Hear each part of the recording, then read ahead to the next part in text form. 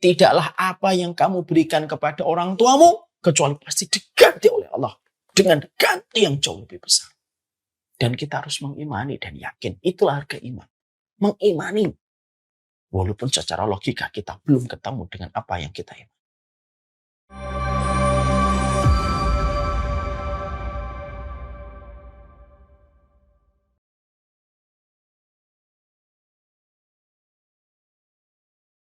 Semoga kita senantiasa diberikan oleh Allah keberkahan pada setiap ilmu yang kita kaji. Semoga pula kita selalu diberikan oleh Allah anugerah persaudaraan yang ada di antara hati kita. Ini merupakan waktu dan tahun-tahun lumayan berat karena kita akan memasuki tahun-tahun politik. Apapun pilihan dan siapapun pilihan yang ada di dalam hati kita, semoga ini tidak menjadikan meranggas persaudaraan di antara kita dan tidak menghilangkan kekeluargaan di antara sesama orang yang beriman. Perbedaan itu wajar, tetapi perbedaan itu menjadi musibah ketika akhirnya menyebabkan pertikaian. Apapun pilihan yang kita miliki, semoga kita tetap menjaga sebuah komitmen kewajiban kita kepada saudara kita, karena sesungguhnya iman itu merupakan mahar bagi orang yang beriman untuk saling mencintai di antara sesama saudara-saudara yang lainnya. Semoga tahun-tahun politik ini tidak menjadikan kita gampang untuk menumpahkan kehormatan seorang mukmin, walaupun mungkin terkadang pilihan yang dia miliki tidak sama dengan pilihan kita. Tentunya tadi pagi saya menyampaikan, sesungguhnya Rasulullah SAW menyampaikan wa ma'a'dhamu hurmatuka ya Ka'bah. Rasulullah SAW itu pernah menyampaikan betapa besarnya keagungan Ka'bah dan betapa besarnya keagungan yang dimiliki olehnya. Tapi Rasulullah SAW menyampaikan bahwasanya hurmatul mukmin a'dham min hurmatika. Sesungguhnya kehormatan seorang mukmin itu jauh lebih besar daripada kehormatanmu wahai Ka'bah. Tentunya kita paham betul. Kehormatan Ka'bah itu tidak kita nafikan dan tidak mungkin kita ingkari dan pungkiri. Siapapun yang ingin menghancurkan Ka'bah, seluruh kaum muslimin dari timur ke barat siap untuk membela kehormatan Ka'bah. Siapapun yang ingin merobohkan Ka'bah akan berhadapan dengan miliaran manusia muslim di seluruh dunia. Tapi walaupun kita tahu betapa besarnya kehormatan Ka'bah, ternyata Rasulullah menyampaikan kepada kita untuk menjadi sebuah kesadaran bahwasanya hurmatul mukmin a'dham min hurmatika. Sesungguhnya kehormatan seorang mukmin itu dikatakan oleh Rasulullah lebih tinggi daripada kehormatan Ka'bah. Untuk memberi makna kepada kita, apapun yang sudah menyangkut kehormatan seorang mukmin yang beriman kepada Allah, jangan gampang menghancurkannya sebelum nanti kita akan berhadapan dengan dosa yang besar, yaitu menodai kehormatan orang yang beriman. Semoga tahun-tahun politik ini kita lewati dalam kondisi yang aman untuk negeri yang kita cintai. Kita tetap saling bersaudara, kita tetap saling mencintai, walaupun mungkin kita memiliki jatuh pilihan yang berbeda. Semoga perbedaan tidak menjadi permusuhan, semoga setiap perbedaan tidak menjadi sebab pertikaian. Karena tentunya kita harus ingat, siapapun yang terpilih nantinya, walaupun kita terus berdoa semoga yang terpilih itu adalah yang terbaik, tapi siapapun yang terpilih, bagaimanapun, yang mensolati kita, yang mendoakan kita adalah orang yang kenal dengan kita, yang menjadi tetangga kita, yang menjadi teman pekerjaan kita, dan teman profesi kita. Maka inilah yang menjadikan kita harus paham betapa kita harus betul-betul menjaga kehormatan teman-teman kita, tetangga kita. Bagaimanapun merekalah yang akan repot dengan wafatnya kita. Dan merekalah yang kelak mensolati kita. Dan merekalah yang kelak akan bersaksi di hadapan Allah atas apa yang ada pada kehidupan kita. Sebagaimana yang dikatakan oleh Rasulullah, antum syuhada'ullahi fil ardi. Kalian itu adalah hamba-hamba Allah di atas, kalian itu saksi-saksi Allah di atas muka bumi ini. Dan itu bisa jadi adalah tetangga kita, bisa jadi adalah teman satu profesi kita yang terus membersamai kita. Dan kita ingin supaya kita disaksikan oleh mereka dalam kondisi yang baik karena mereka adalah saksi Allah di atas muka bumi. Ini yang menjadi harapan kita. Semoga ilmu yang kita pelajari semakin menjadikan kita berkah, tidak menikmati permusuhan kecuali kita berusaha untuk mengislah. Tidak menikmati permusuhan kecuali kita berusaha meminimalisir permusuhan itu. Supaya kalimat Allah menjadi kalimat yang dinikmati oleh setiap hamba yang beriman, yang berjalan menuju kepada Allah dengan ragam latar belakang manusia yang berbeda-beda. Alhamdulillah, Tentunya senantiasa kita bersyukur kepada Allah atas apapun yang Allah berikan kepada kita. Semoga kita termasuk orang yang pandai bersyukur, bukan hanya pada anugerah dan karunia yang banyak, tapi kita semoga menjadi hamba yang bersyukur pada setiap karunia, walaupun karunia itu hanyalah sejengkal ataupun sejumput yang datang pada kehidupan kita. Syukur yang istimewa, bukan syukur pada sesuatu yang banyak. Kalau kita bersyukur melihat mobil kita, biasa. Bukankah memang mobil kita harusnya menjadikan kita bersyukur? Kalau kita bersyukur ada rumah kita yang besar, ya lumrah. Bukankah rumah yang besar itu harusnya betul disikapi dengan bersyukur? Tapi syukur yang sangat teristimewa itu adalah syukur. Ketika syukur itu pada satu karunia yang tampaknya remeh di mata kita, tetapi kita mampu memberikan kesyukuran penuh sukacita, walaupun yang kita dapatkan hanyalah kecil dari apa yang Allah berikan kepada kita. Inilah yang dimaksudkan dengan perkataan Ali bin Abi Thalib, al-qana'atu bil qalil. Qanaah terhadap perkara yang sedikit itu tidak akan terjadi sampai kita mensyukuri yang sedikit yang Allah berikan kepada kita. Kalau bersyukur pada rekening yang jumlahnya 2 miliar lumrah. Tapi kalau kita bersyukur atas uang 1.000 yang ada di kantong kita, itu baru istimewa. Kalau kita bersyukur pada mobil itu biasa. Tapi kalau kita bersyukur atas teh manis yang kita nikmati di waktu pagi, itulah yang istimewa. Karena sesungguhnya bangunan syukur tidak akan pernah terwujud pada kehidupan kita sampai kita mampu mensyukuri pada sesuatu yang sedikit. Man yashkuril qalil yashkurul kasir. Siapapun yang mensyukuri sesuatu yang sedikit, kata para ahlul hikmah, dialah yang mampu mensyukuri perkara yang besar dengan benar. Semoga Allah menuntun hati kita untuk bersyukur kepadanya dalam setiap urusan kehidupan kita. Amin insyaallah.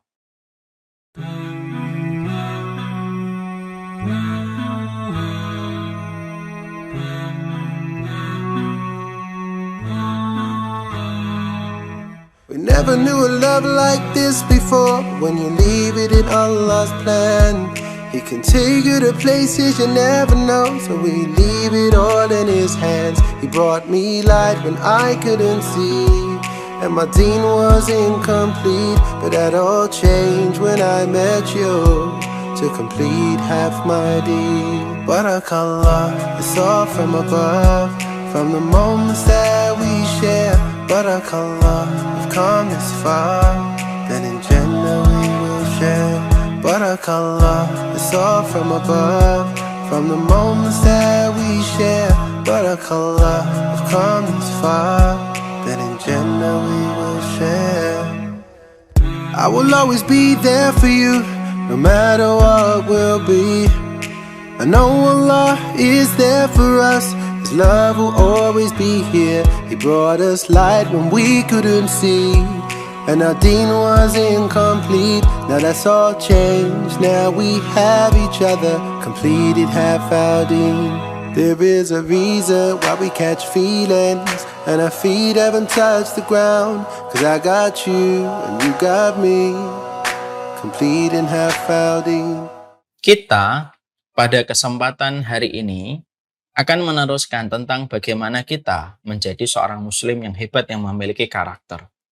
Karakter itu merupakan perkara besar pada kehidupan kita, dan tentunya sunnah itu bukan hanya mengajarkan kita tentang fikih, tapi Islam itu mengajarkan bagaimana kita memiliki karakter-karakter hebat pada kehidupan kita. Karena sesungguhnya sunnah bukan mengajari tentang masalah bagaimana kita mendapatkan pahala, tapi Islam itu membentuk seorang muslim bagaimana seorang mukmin itu memiliki karakter hebat pada kehidupan. Makanya tidak salah kalau kita menjumpai ada orang-orang barat itu mengatakan, if you lose your money, you lose nothing. If you lose your health, you lose something. But if you lose your character, you lose everything. Makanya kita mendapati orang barat itu mengatakan kalau kamu kehilangan uang, kamu tidak kehilangan apa-apa. Kalau kamu kehilangan kesehatan, ya kamu kehilangan sesuatu. Tapi kalau kehilangan karaktermu, maka sesungguhnya kamu kehilangan apapun dalam hidupmu. Ini pula yang akhirnya menjadikan kita faham. Abu Sufyan, salah satu gembong orang musyrik sebelum masuk Islam, tidaklah beliau mengenal kaum muslimin, para sahabat, kecuali karena karakternya. Dan tidaklah Rasulullah itu dikenal kecuali karena karakternya yang istimewa. Yang itulah yang menjadikan kita harus faham. Menjadi muslim itu bukan hanya menjadi muslim apa adanya, menjadi muslim itu tidak hanya menjadi muslim ala kadarnya, tapi bagaimana menjadi muslim itu memiliki karakter dalam kehidupan, di mana karakter itulah yang akan menghidupkan kehidupan mereka pada setiap perjalanan hidupnya. Makanya kita menjumpai bagaimana Islam itu selalu membangun karakter-karakter istimewa pada kehidupan kita. Karakter pemaaf dibangun oleh Islam. Karakter yang ridho dan damai dengan setiap episode yang pahit dan manis, supaya kita senantiasa ridho terhadap pemberian takdir yang Allah perjalankan pada kehidupan kita, dibangun oleh Islam dan dibangun oleh sunnah. Itu menunjukkan kepada kita betapa luar biasanya karakter dalam kehidupan seorang mukmin. Nah, kita ini membahas satu kitab yang luar biasa, yaitu adalah bagaimana kita menjadi muslim hebat. Ya, dalam kitab itu kita mendapati diambil dari satu rujukan, yaitu adalah ulul himmah, yaitu tekad yang tinggi. Kita tentunya harus paham apa sih jalan yang harus kita perhatikan, anak tangga yang harus kita perhatikan dengan waspada dan seksama, supaya mampu menjadikan kita memiliki karakter yang kuat dalam kehidupan kita, supaya karakter itu menempel pada diri kita dan memberikan jalan keselamatan pada kehidupan di dunia dan kelapangan pada urusan akhirat kita. Dan salah satunya yang sedang kita bahas adalah bagaimana salah satu karakter seorang muslim, bagaimana mereka tidak akan pernah hebat kehidupannya sampai mereka hebat memperlakukan orang tuanya dengan sebaik-baik interaksi, dengan prioritas kewajiban yang mereka berikan kepada orang tuanya di dalam memberikan takzim, karena kehebatan seseorang anak tidak akan pernah terjadi dalam hidupnya sampai dia hebat di dalam berbakti kepada orang tua. Ini yang kita harus perhatikan, yang belum selesai pembahasan kita. Makanya kita mendapati di dalam surat Maryam ayat yang ke-32, wa barram biwalidati walam yaj'alni jabbaran syaqiyya. Makanya kita mendapati dan kita menjumpai bagaimana Allah itu menyampaikan perkataan Nabi Isa alaihi salam, wa barram biwalidati, karena aku berbuat baik kepada ibuku. Disebutkan kata ibu karena prioritas tanpa menafikan berbuat baik kepada bapak, tapi kan Nabi Isa karena ibunya, beliau tidak memiliki bapak. Wa barram biwalidati, karena aku berbuat baik kepada ibuku, walam yaj'alni jabbaran syaqiyya, maka Allah tidak menjadikan aku menjadi orang yang kasar dan tidak menjadikan aku orang yang celaka. Disitulah kita akhirnya dapat bahwasanya orang yang berbuat baik kepada ibunya mendapatkan garansi dua secara istimewa dari Allah Subhanahu wa Ta'ala, dan Allah sendiri yang mengabadikan garansi itu.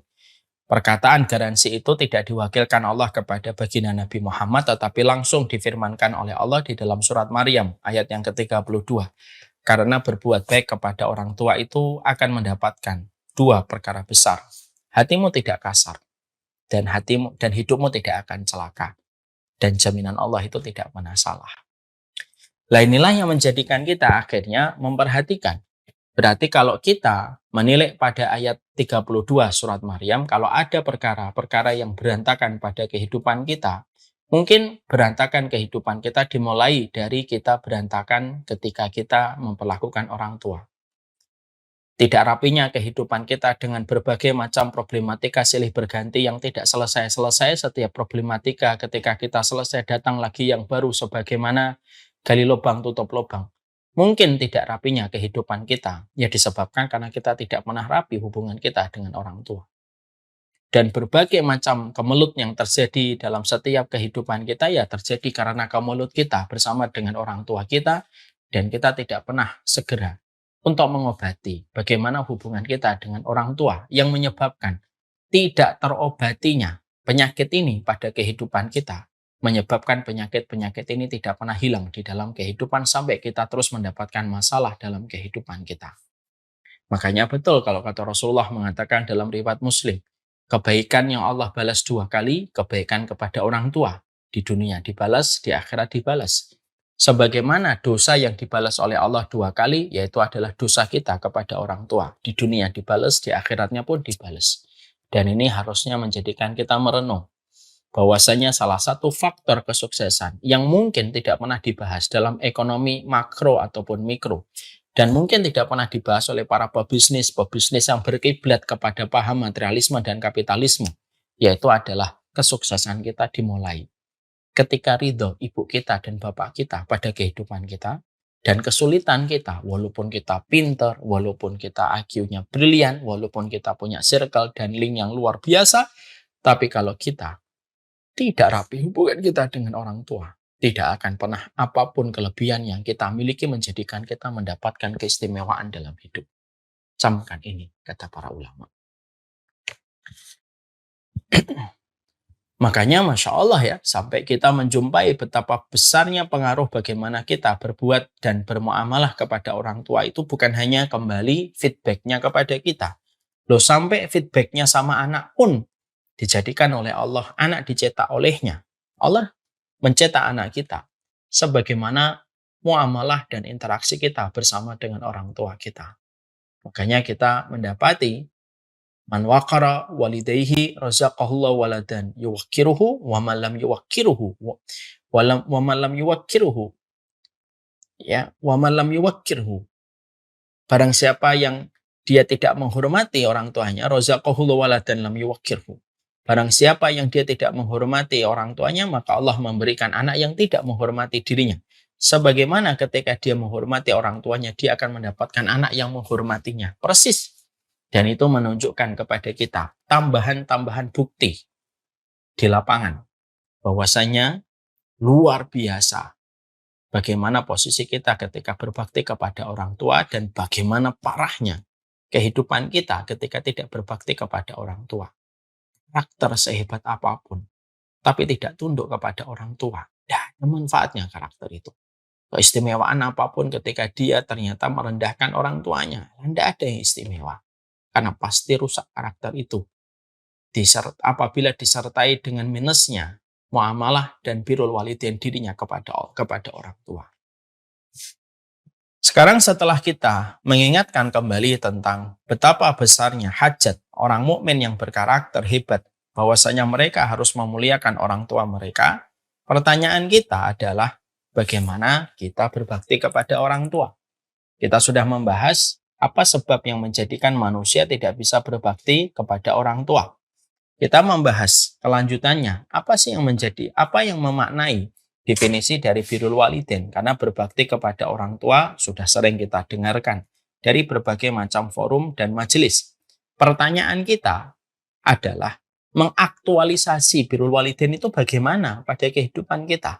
Memberi makna pada kehidupan berbakti kepada orang tua itu bagaimana? Dan inilah yang menjadi pembahasan kita. Karena sesungguhnya sebagian orang atau sebagian besar orang hari ini, sebagian besar orang hari ini menganggap bahwasannya birrul walidain itu hanyalah diwakili dengan uang dan nominal yang dia transfer di akhir bulan untuk mencukupi kebutuhan bapak dan ibunya di masa senja di rumah mereka. Lalu mereka sudah mewakilkan birrul walidain itu dengan uang yang mereka berikan dan uang yang mereka wakilkan ketika mereka transferkan. Tentunya memang hal semacam ini betul, tapi tidak sepenuhnya benar. Kalaulah kita mengartikan birrul walidain hanyalah segepok uang yang kita berikan dan nominal yang kita transferkan kepada orang tua kita, maaf ya, banyak orang kafir yang mereka juga memberikan hadiah uang kepada orang tuanya. Banyak orang yang kufur kepada Allah mencukupi finansial kebutuhan orang tuanya di masa senja. Tapi tentunya kita di sini paham, bukan itu maknanya satu-satunya dalam birrul walidain. Dan inilah yang menjadi pembahasan penting untuk kita. Kemarin kita sudah menyampaikan, salah satu di antara makna yang kita harus mengerti kalau kita birrul walidain kepada orang tua kita adalah yang pertama, bagaimana kita mensolihkan diri kita. Kita mentaatkan diri kita karena sesungguhnya tidak ada hadiah dan tidak ada anugerah terindah dari seorang anak yang dia berikan kepada orang tuanya kecuali adalah kesolihan dan ketaatan anak. Karena ketaatan dan anak itu melebihi hadiah apapun yang diberikan oleh seorang anak kepada bapak dan ibunya. Kalau anak memberikan handphone kepada ibunya, itu perbuatan sangat mulia. Tapi bagaimanapun handphone itu akan hilang seiring dengan waktu, mungkin akan rusak seiring dengan waktu. Kalau ada seorang anak memberikan mobil kepada orang tuanya, itu merupakan hal yang mulia. Tapi seiring dengan waktu, mobil itu pun akan rusak, digerogoti oleh waktu yang terus berjalan. Tapi ingat, kalau ada seorang anak belum bisa memberikan hadiah handphone, belum bisa memberikan hadiah mobil kepada orang tuanya. Tapi dia taat kepada Allah, dia melaksanakan setiap perintah Allah, dia merespon setiap larangan-larangan yang Allah sampaikan, dan komitmen memberikan komitmennya kepada sunnah. Dia taat, dia sholat, dia menutup aurat, dia menolak suap, dia tidak mau makan dari riba. Maka walaupun itu tidak langsung, hadiah itu dirasakan oleh orang tua, tapi itulah perkara yang akan betul-betul melapangkan urusan orang tuanya di alam barzah ketika orang tua itu meninggal, dan itu menjadi sebab keberkahan orang tuanya di masa tua ketika meninggalkan keturunan yang sujud dan taat kepada Rabb-nya. Dan itu lebih besar daripada hadiah mobil dan rumah. Hadiah mobil dan rumah bisa rusak, tapi hadiah ketaatan tidak akan pernah bergeser dan tidak akan pernah rusak. Mobil dan rumah yang kita berikan belum tentu menjadi sebab syafaat. Tapi kalau ada anak itu sholih, anak itu taat, di waktu muda dia menjaga dari perkara yang haram, ketika di waktu belia dia sudah setia melaksanakan ketaatan, maka sesungguhnya anak itu akan memberikan sebab Allah melindungi orang tuanya karena mereka telah memenuhi kewajibannya untuk mendidik anak itu sholih, dan kelak dalam kehidupan di akhirat bisa jadi anaknya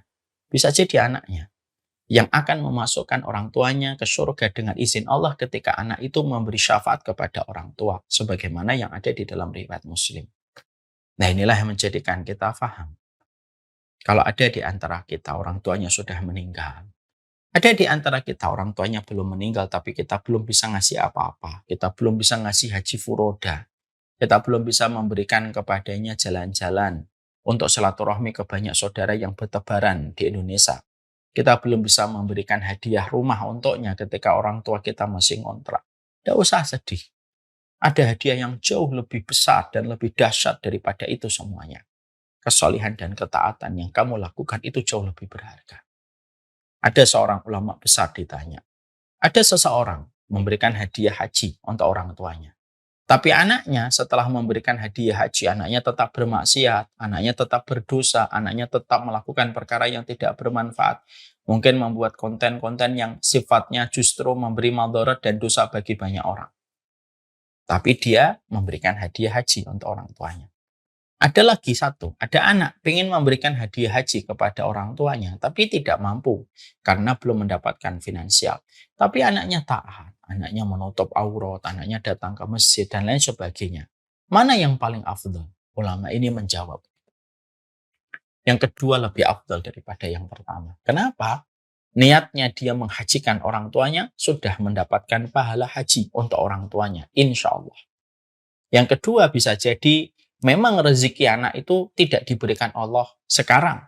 Tapi bisa jadi nanti ketika orang tuanya wafat, Allah tiba-tiba mudah bagi Allah menjadikan anak itu sukses. Lalu anak itu bisa membadalkan haji orang tuanya. Tapi yang jelas, ketaatan dia kepada Allah, itulah yang justru akan dibanggakan orang tuanya ketika orang tuanya balik kepada Allah. Tidak ada orang tua yang membanggakan harta anaknya kalau sudah mati. Kenapa? Dunia mudbirah, karena dunia itu sudah ditinggalkan. Tidak ada lagi dibanggakan dalam urusan dunia. Kalau sudah di hadapan Allah, yang dibanggakan urusan akhirat. Ya, wal akhiratu muqbilah, dan akhirat itu datang. Maka yang dibanggakan orang tua kalau mereka balik ke alam barzah, menghadap ke akhirat, yang dibanggakan yang urusan akhirat. Anak saya sudah sholat di masjid, anak saya sudah taat, anak saya tidak mau memegang non-mahram yang bukan mahramnya, anak saya melazimi setiap perintah sunnahmu. Itulah yang dibanggakan. Dan itulah birrul walidain. Puncak dari ekosistem birrul walidain itu terletak bagaimana kita mensolihkan diri kita. Ini yang pertama. Yang kedua, yaitu adalah senantiasa mendoakan setiap waktunya, terutama di waktu-waktu yang mustajab. Apapun tulisan kita tentang orang tua, tidak akan nyampe. Saya nulis memori saya tentang orang tua di feed Instagram, tidak akan nyampe tulisan saya kepada orang tua saya. Ada seorang anak ditinggalkan ibunya menangis, meraung-raung, berteriak gitu. Tidak akan sampai teriakan itu kepada orang tuanya. Tapi ketika ada seorang hamba dari seorang anak, ketika dia berdoa, salah satunya menggunakan surat Ibrahim 41, Rabbana firli wali walidayya walil mu'minin yauma yaqumul hisab. Doa yang lirih justru nembus, melewati dua dimensi, nyampe kepada orang tuanya. Dan itu merupakan birrul walidain. Makanya akhirnya setiap anak ketika dia tahu bahwasanya doa itu memiliki keistimewaan yang besar, maka yang kedua ini berkaitan pada poin yang pertama, harus disolihkan dulu. Karena doa terpengaruh dengan dosa dan kesolihan manusia. Semakin solih, semakin mustajab doanya. Semakin berdosa, semakin sulit doa itu mustajab. Karena doa terhalang oleh maksiat sebagaimana kabut menghalangi mentari. Makanya yang kedua, mendoakan. Tapi dari kondisi anak yang solih. Tidak setiap doanya anak nyampe kepada orang tua. Sampai anak itu berusaha mendisiplinkan dirinya untuk meninggalkan berbagai macam perkara dosa dan maksiat. Kalau anaknya sudah mendisiplinkan dirinya dengan dosa dan maksiat, maka sesungguhnya doanya itu akan nyampe. Makanya maaf ya, waladun solihun yad'ulahu. Nabi itu bersabda, setiap anak Adam mati, semuanya terputus kecuali 3 perkara. Yang disebutkan Nabi salah satunya, anakmu yang solih yang mendoakan orang tuanya. Nabi tidak menyebutkan anak, tapi menyebutkan anak yang solih mendoakan orang tuanya. Berarti anaknya harus solih, baru doanya nyampe kepada orang tua. Itu yang kedua. Yang ketiga, di dalam arti birrul walidain yang kita berikan itu adalah bagaimana yang ketiga, ketika kita birrul walidain adalah memberikan yang terbaik. Tidak gampang menolak permintaannya, tidak gampang memberikan tidak gampang untuk berkilah dari setiap harapannya. Tapi kita berusaha untuk memberikan yang terbaik. Selama kita mampu, kita berikan yang terbaik. Jangan cepat-cepat mengatakan saya tidak bisa. Jangan cepat-cepat mengatakan saya tidak mampu, Pak, kalau begitu. Jangan cepat mengatakan itu. Dan sesungguhnya arti birrul walidain adalah mengarahkan segala upaya kita untuk memberikan apa yang dia mau. Selama kemauannya, keinginannya, dan harapannya tidak bertabrakan dengan kitabullah dan sunnah, maka memenuhi setiap permintaannya itu merupakan bentuk dari birrul walidain yang dinilai langsung oleh Allah dan diganjar langsung oleh Allah. Kita tentunya masih ingat bukan apa yang kita sampaikan pekan lalu. Bahwasanya kita mendapati kisahnya Uwais Al-Qarni. Yang unik dari Uwais Al-Qarni adalah salah satu di antara episode hidupnya ketika ibunya yang sudah lumpuh berkata kepada Uwais Al-Qarni, saya ingin haji. Padahal beliau lumpuh. Padahal beliau tinggal di Yaman. Haji ada di Makkah. Perjalanan terbentang 1119 km kurang lebihnya. Maka Masya Allah ketika Uwais Al-Qarni mendapati permintaan ibunya, maka beliau tidak langsung memberi udzur. Langsung beliau menyatakan tidak mampu. Dia tidak mengatakan, ya ibu kamu sudah lumpuh, tidak ada kewajiban haji. Sesungguhnya haji itu walillahi ala nasi hajjul bait man istata'a ilaihi sabila. Haji itu diwajibkan bagi yang mampu. Salah satunya makna mampu adalah mampu perjalanan. Kamu tuh sudah nggak mampu, sudah nggak usah. Nggak itu kalimat yang diucapkan oleh Uwais Al-Qarni. Lihat bagaimana baktinya Uwais Al-Qarni. Semoga Allah ngampuni kita ya atas seringnya kita berkilah sama permintaan orang kita. Uwais Al-Qarni pada saat itu langsung beliau ke belakang, beliau langsung kemudian naik turun bukit, beliau setiap waktunya beliau naik turun bukit untuk menjadikan beliau itu berlatih. Bukan hanya naik turun bukit, bahkan beliau pun mengambil anak sapi. Dia ngambil anak sapi, dia bawa itu anak sapi turun bukit sampai berbulan-bulan. Sampai otot masanya terbentuk. Ketika sudah merasa kuat, barulah dia berkata sama ibunya, ayo ibu kita haji. Digendonglah ibunya. Siang begitu terik, malam begitu dingin. Perjalanan terbentang 1119 km. Bolak-balik berarti hampir 2.300 km yang harus ditempuh. Dan itu dilakukan oleh beliau dengan menggendong tanpa sama sekali. Beliau bisa menyewa orang-orang yang mampu menjadi menandu ibunya. Karena beliau dalam kondisi miskin. Dan itu dilakukan oleh Uwais Al-Qarni. Insight yang kita dapatkan dari kisahnya Uwais Al-Qarni, walaupun ini luar biasa, memberikan kepada kita sebuah faedah penting. Birrul walidain itu tidak sederhana. Sampai kita memberikan yang terbaik. Tanpa kita gampang untuk memberikan excuse ataupun pengecualian ketika orang tua kita sudah minta. Kadang-kadang kita itu kalau berbakti sama orang tua, semoga Allah ampuni kita. Kadang-kadang kita tuh suka sekali cepat beralasan, udahlah Pak, nggak wajib kok. Udahlah Bu, nggak usah gitu. Udahlah kita itu insya Allah dimaafkan sama Allah. Begitu cepat kita menyatakan alasan kita. Dan itu belum menunjukkan arti kok. Belum menunjukkan bagaimana birrul walidain yang seharusnya.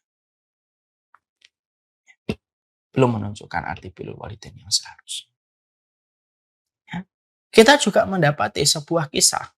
Bagaimana ada 3 pemuda yang terjebak di dalam gua lalu tertutup dengan sebuah batu yang besar yang menutupi mulut gua.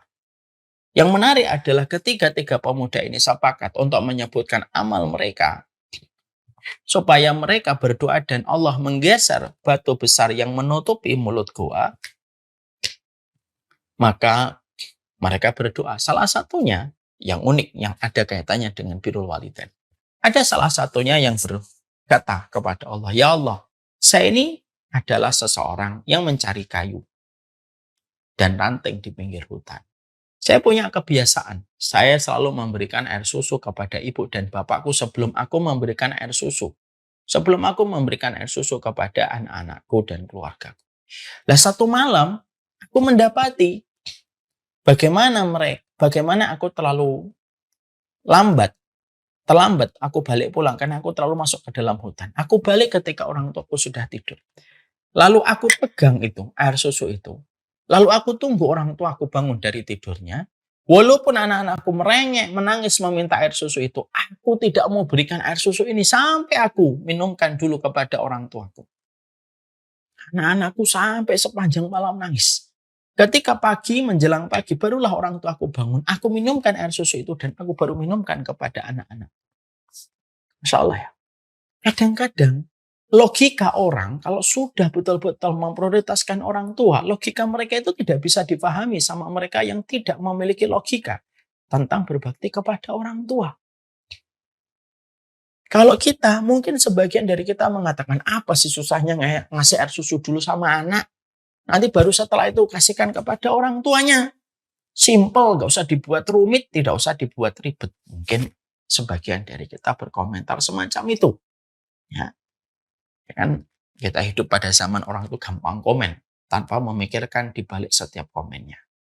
Tapi ternyata Rasulullah menyampaikan hadis itu mengatakan bahwasanya laki-laki itu rela memegang air susunya sepanjang malam supaya bisa memberikan air susu itu kepada orang tuanya terlebih dahulu sebelum memberikan kepada anak.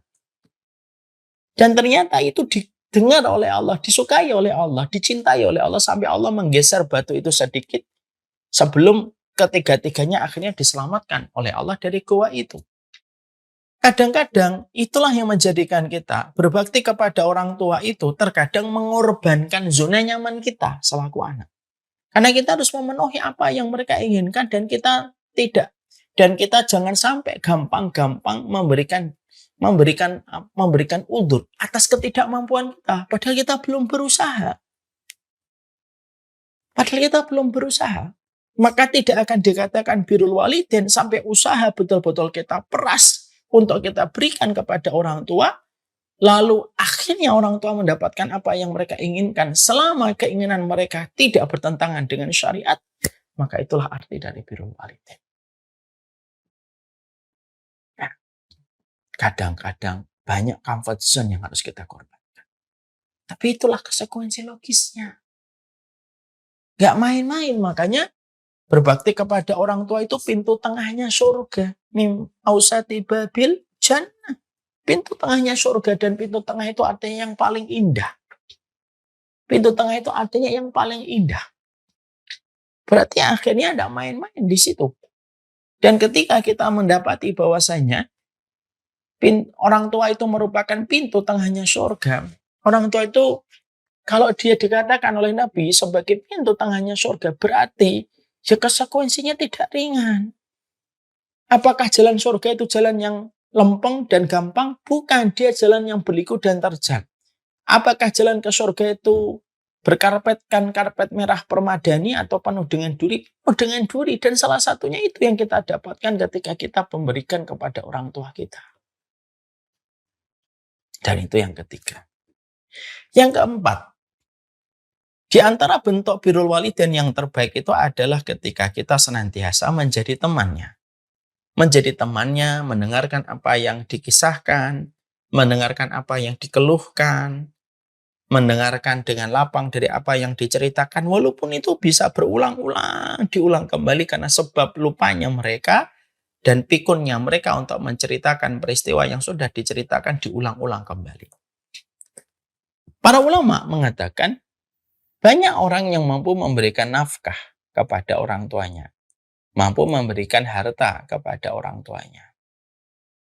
Tapi belum tentu setiap orang itu ketika dia memberikan nafkah, uangnya, nominalnya yang dia berikan kepada orang tuanya, tapi belum tentu dia mampu untuk menjadi teman pembicaraan orang tuanya. Dan berapa banyak anak bosan mendengarkan kisah yang sama dari orang tuanya, padahal orang tuanya tidak pernah bosan. Orang tuanya dulunya tidak pernah bosan mendengarkan celotehan dia di waktu kecil dan selalu mengulang pertanyaan yang sama. Dan orang tua kita tidak pernah bosan untuk menjawab satu persatu pertanyaan yang kita miliki di waktu kecil. Makanya ada kata-kata yang sangat indah. Tidaklah kita berbakti kepada orang tua sampai sabarnya kita menghadapi mereka sebagaimana sabarnya mereka dulu ketika mendidik kita di waktu kecil. Masya Allah, masih beruntung sekali kalian kalau masih ditemani.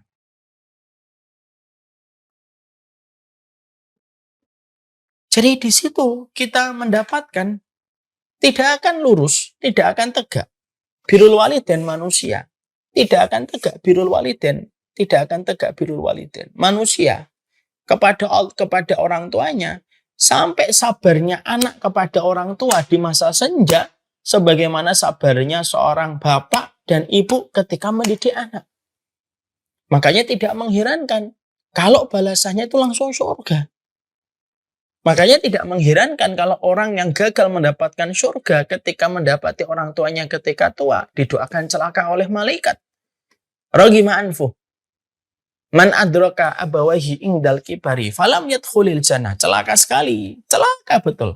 Siapa yang celaka itu? Orang yang diberikan kesempatan menjumpai bapak dan ibunya di masa senja dan di masa tua, tapi justru anaknya tidak bisa masuk surga. Padahal mendapatkan kesempatan berjumpa dengan orang tua di masa senja, itu merupakan hal yang paling gampang untuk memasukkan manusia ke dalam rahmat dan surganya Allah.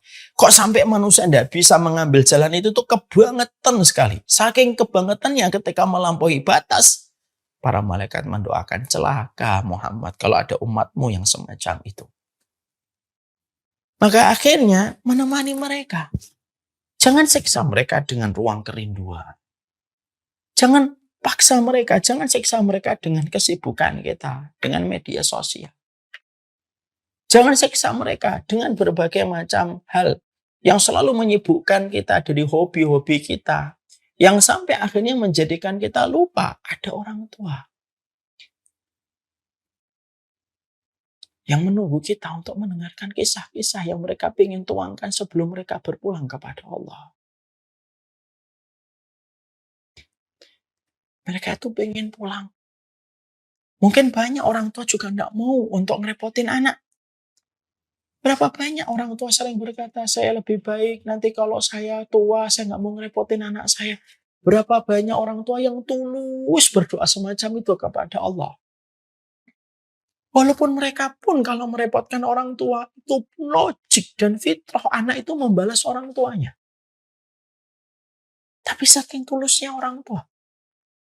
Saya masih ingat sekali doanya ibu saya. Saat itu beliau berdoa minta kepada saya begini. Saya tuh berdoa nang sama Allah gitu. Apa bu doanya? Supaya kedua kakakmu meninggal dulu sebelum ibu. Saya punya 2 kakak cerebral palsy. Mbak Risma dan Mas Yusar. Saya mohon sama Allah supaya kedua kakakmu itu wafat sebelum ibu. Kenapa? Supaya kedua kakakmu tidak ngerepotin kamu nanti ketika kamu sudah gede gitu. Supaya kamu bisa sama keluargamu. Biarlah mereka pulang sebelum ibu gitu. Walaupun doa ibu tidak dikabulkan dalam tanda kutip oleh Allah di dunia, ibu saya meninggal lebih dulu, selang 6 tahun baru kakak saya perempuan, dan sekarang masih ada Mas Yusuf. Tapi di situ kita menjumpai dan kita mendapati itulah ketulusan seorang ibu. Itulah ketulusan seorang bapak. Yang mereka butuhkan itu bukan uang sebenarnya. Walaupun mereka tidak kita nafikan dan kita ingkari, mereka memang butuh uang. Untuk mencukupi kebutuhan mereka sehari-hari itu pun tidak berlimpah. Mereka sudah tidak lagi hasrat untuk membeli yang mahal-mahal. Karena mereka juga bisa mengukur diri mereka masing-masing gitu. Yang mereka butuhkan itu adalah kebersamaan yang kita berikan untuk mereka, menemani mereka makan pagi, menemani mereka untuk cerita di waktu malam sebelum mereka tidur, menemani mereka apa yang mengganjal pada hati mereka. Itu yang mereka inginkan. Dan tidak akan tegak birrul walidain kita. Tidak akan tegak birrul walidain kita sampai kesabaran kita mendampingi mereka sebagaimana sabarnya mereka ketika dulu mendidik kita.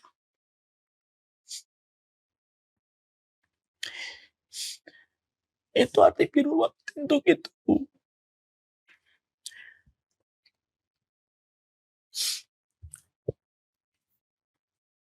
Jadi itulah yang dikatakan oleh. Jadi ketika kita dalam kondisi birrul walidain, jangan mendeskripsikan uang itu sudah mewakili semuanya. Jangan mendeskripsikan kalau kita punya gaji 15 juta, kita kasih orang tua kita 3 juta sampai 5 juta, lalu kita udah cukup. Enggak. Tanya deh jujur orang tuanya, yang lebih mereka hargai dari kita itu apa? Duduk, letakkan handphone, popol mereka gitu. Walaupun mungkin apa yang mereka sampaikan sama terus. Itu jauh lebih mahal daripada apapun. Seiring nanti kita tua, kita akan ngerasain betul yang kita butuhkan sama anak itu ya anak itu senang sama kita. Makanya kalau kayak saya, anak-anak sudah mulai besar gitu ya. Kadang-kadang kan kita sedih gitu, anak-anak sudah digendong sudah nggak mau, kita sedih. Ya, kadang-kadang mereka punya sesuatu, mereka ceritakan sama temennya tapi nggak diceritakan sama kita. Kita kan sedih kan Pak. Sama lah, orang tua itu ketika semakin tua semakin sensitif. Makanya saya sering menasihati diri saya dan setiap orang gitu. Ya kalau kita dapetin orang tua kita semakin sepuh itu semakin sensitif. Udah dimaklumi, nggak usah dimasukkan ke dalam hati perkataan mereka. Mereka menghadapi hari yang besar, mereka menghadapi hari-hari yang berat ketika mereka sadar satu persatu teman-temannya sudah wafat. Kabar-kabar yang mereka sering dengarkan itu tentang kematian fulan, tentang kematian fulan teman-teman SMP-nya dan teman-teman SMA-nya. Dan itu yang menjadikan kita tidak usah semua perkataan mereka kalau mereka lagi sebel terus tiba-tiba mengeluarkan kata itu, kata ini, dimaafkan karena mereka masanya berat. Temani mereka, ngobrol dengan mereka. Di situ nanti akan datang satu persatu solusi pada kehidupan. Saya masih ingat sekali, ada salah satu jamaah saya pernah jumpa dengan saya pada satu waktu sebelum Ramadan. Dia ketemu sama saya tiba-tiba ngomong begini, "Ustadz mau apa?" Gitu. Maksudnya, "Ustadz mau apa?" Saya nggak butuh apa-apa. Ustadz mau hadiah apa? Mungkin saya bisa belikan. Saya nggak pengen apa-apa. Ada apa, akhi? Lalu beliau cerita. Ya, saya itu Ustadz, beberapa waktu yang lalu saya terlibat masalah. Masalah ini berat saya rasakan dan sampai berbulan-bulan tidak kelar masalah-masalah ini saya uraikan. Sampai saya betul-betul tidak lagi punya solusi dan langkah untuk mengatasi masalah ini. Satu malam, tiba-tiba istri saya itu ngomong sama saya, "Ayo, kita malam ini kita nonton kajian yuk. Gak usah lihat film, kita nonton kajian, kita kosongkan gelas kita nonton lah. Mungkin ada sesuatu yang bisa menjadi insight untuk kita." Suaminya yang memang lagi penat, lagi pusing ngomong, "Ya sudah, ayo." Qadarullah malam itu jatuh pilihan mereka untuk mendengarkan kajian kami tentang masalah orang tua. suami istri ini yang suaminya lagi banyak masalah, mendengarkan di situ bagaimana tentang kedudukan orang tua dan keutamaannya. Dengan izin Allah, mereka sadar kekurangan mereka dan kesalahan mereka. Dia nangis. Paginya dia ngomong sama istrinya, saya akan ngajak dan saya akan menyapa ibu saya ya gitu. Saya ngerasa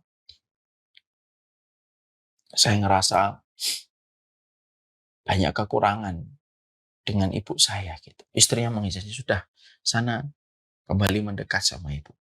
Padahal rumahnya dia dengan ibunya itu nggak terlalu jauh. Akhirnya dia betul-betul memperbaiki hubungan dia dengan ibunya. Pagi, siang, dia selalu menjumpai, terus mengajak pergi, lalu betul-betul meningkatkan kualitas interaksinya dengan ibunya dan baktinya dia dengan ibunya. Qadarullah, berjalan beberapa saat tiba-tiba beliau mendapatkan telepon. Singkat ceritanya, di balik telepon itu apa? Masalah-masalah yang dia dapatkan itu diselesaikan oleh Allah dengan perantara orang yang nelpon beliau itu. Makanya ketika ketemu saya ngomong, Ustaz mau minta apa, saya mau ngasih hadiah Ustaz. Saya bilang gak usah. Ini kisah. Makanya akhirnya menemani orang tua. Mungkin secara kasat mata, teori hitam di atas putih kayak ngurangin waktu kita, menyebabkan mungkin pekerjaan kita akan berantakan. Enggak, demi Allah enggak. Apa yang kamu berikan kepada orang tuamu, baik itu harta, apalagi waktu yang lebih mahal daripada uang, kamu berikan kepada orang tuamu. Tidaklah apa yang kamu berikan kepada orang tuamu, kecuali pasti diganti oleh Allah dengan ganti yang jauh lebih besar. Dan kita harus mengimani dan yakin. Itulah harga iman. Mengimani. Walaupun secara logika kita belum ketemu dengan apa yang kita imani. Dan itulah fungsi yang keempat. Birrul walidain itu apa sih? Yang keempat, menemani masa-masa senja mereka dengan waktu-waktu yang mereka lalui. Nyapa di waktu pagi, ngajak. Di waktu 2 hari sekali mungkin keluar. Walaupun cuma beli wedang ronde, walaupun cuma beli wedang jahe, walaupun cuma beli lele. Temenin. Tidaklah kamu infakkan waktumu, kecuali Allah balas. Dan al-waktu kasayf. Waktu itu kayak pedang kan. Artinya waktu itu lebih mahal daripada uang. Kalau orang mengatakan time is money, waktu adalah uang. Itu definisi yang nggak paham itu. Waktu lebih mahal daripada uang. Karena uang itu nggak bisa beli waktu. Dan kamu berikan waktu itu kepada orang tuamu, maka tidak mungkin waktu yang kamu berikan akan kembali kosong kepada kita. Nggak mungkin pemberian kepada orang tua itu tidak mungkin kembali dengan tangan kosong. Apa yang kita berikan kepada orang tua kita pasti kembali kepada kita dengan sesuatu yang jauh lebih besar. Itu udah jaminan dari Allah. Dan tidak mungkin memberikan kepada orang tua itu kembali kepada kita dengan tangan kosong. Itu tidak mungkin. Tidak mungkin. Makanya pasti diganti oleh birrul walidain yang keempat. Memberikan waktu bersama mereka di masa tua. Sembari kita juga tetap menyelesaikan kewajiban-kewajiban kita. Bukan berarti kita langsung tidak kerja. Bukan kita berarti tidak beribadah dan menuntut ilmu. Saya nemenin waktu. Tidak. Semua ada waktunya. Dan kita berikan prioritas kita waktu itu kepada orang. Itu yang keempat. Apa yang kelima, yang keenam? Kita bahas pada pertemuan selanjutnya. Wassalamualaikum ala nabiyina Muhammad. Alhamdulillahirabbil alamin. We never knew a love like this before. When you leave it in Allah's plan, He can take you to places you never know. So we leave it all in His hands. He brought me light when I couldn't see, and my deen was incomplete. But that all changed when I met you, to complete half my deed. Barakallah, it's all from above. From the moment